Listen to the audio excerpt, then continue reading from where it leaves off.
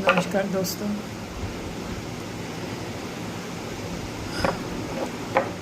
Please मेरी बात ध्यान से सुनना। ये जो इतने दिनों से ये जो चल रहा है कलकत्ता में, कोलकाता में, मोमिता देवनाथ के साथ जो चीज़ हुआ है, ठीक है, मेरे पास कुछ शब्द नहीं थे। मैं क्या बोलूँ? मैं रोज़ सोचूँ कि मैं क्या बोलूँ, लेकिन कुछ दोस्त जो है वो मुझे डीएम करके मुझे बोले कि कुछ भी बोलो। तो मैं बस ये आप लोगों को बोलना चाहती हूँ, जो पहले भी ऐसी घटनाएं बहुत घटी हैं, जो मेरी सोच है वो वैसी है और अभी भी वैसी ही रहेगी। क्या रेप या ये जो जघन्य, इतना गंदा अपराध, इतने गंदे तरीके से मारना, और किसी के बच्चे को आप छीन लेते हो और फिर उसको जस्टिस मिलने के लिए इतना लड़ाई लड़ना पड़ रहा है। तो मैं एक चीज़ पूछना चाहती हूँ कि मेरे मन में हमेशा आता है कि क्या रेप अपने घर का उपजाऊ नहीं है? आप घर में अपने बच्चों को किस तरीके से परवरिश करते हो, रेप उसी पे डिपेंड करता है। शायद कोई एक साइकोलॉजिस्ट है जो मेरी फ्रेंड है, मैं उसके साथ हमेशा इन सब चीज़ के बारे में डिस्कस करती हूँ। मुझे जहाँ तक लगता है कि ये घर का ही सोच है, इसलिए क्योंकि आपके सामने जब आपका बेटा या आपके बच्चे, चाहे बेटी हो या बेटा हो, किसी को असामान्य बात करता है, असम्मान से बात करता है, जैसे माँ देखो वो छोटे कपड़े पहनी है, उसके साथ हंसना, और बच्चे के साथ मम्मी का हंसना या पापा का हंसना, और या अपने घर में अपने बेटी को छोटा कपड़ा मत पहनो, ऐसे मत करो, ऊपर लड़के हैं मत जाना, लड़कों के साथ बैठना मत। यहाँ तक आपको मैं खुद, मुझे शर्म आ रही, स्कूल्स में भी ऐसे टीचर्स हैं जो आपको ऐसे सिखाएंगे कि आप लड़कों से दूर रहना, लड़का लड़की एक साथ बैठ नहीं सकते, एक साथ टिफ़िन नहीं खा सकते। मेरी बेटी स्टैंडर्ड 12 में पढ़ती है और ये सब चीज़ अभी भी चल रहा है।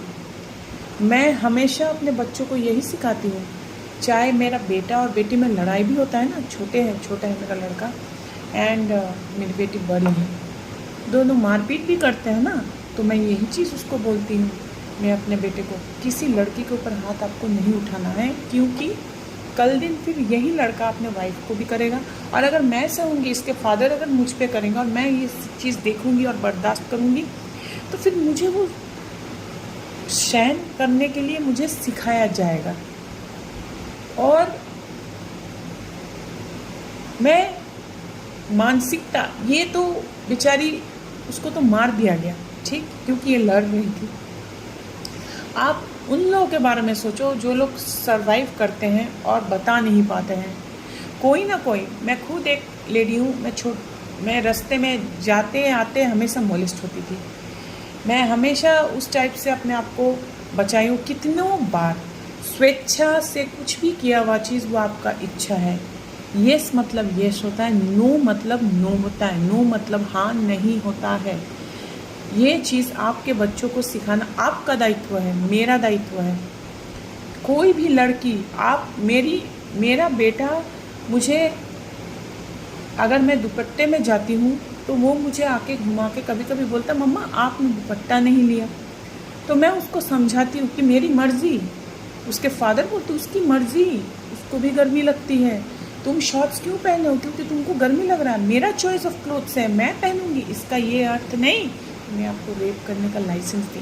और ये जो मोमिता देवनाथ के साथ हुआ, क्या वो छोटे कपड़े पहनी थी? नहीं ना। प्लीज़ अपना सोच बदलिए, अपना विकृत मानसिकता को बदलिए। और अगर नहीं कर सक रहे हैं तो जाके प्लीज़ कहीं जाके जंगल में रहिए, क्योंकि आप लोग एनिमल्स नहीं हैं, ठीक है। I am very sad. मतलब दिल्ली कांड जब हुआ था ना, आप विश्वास नहीं करोगे, मैं और मेरे family members we were crying.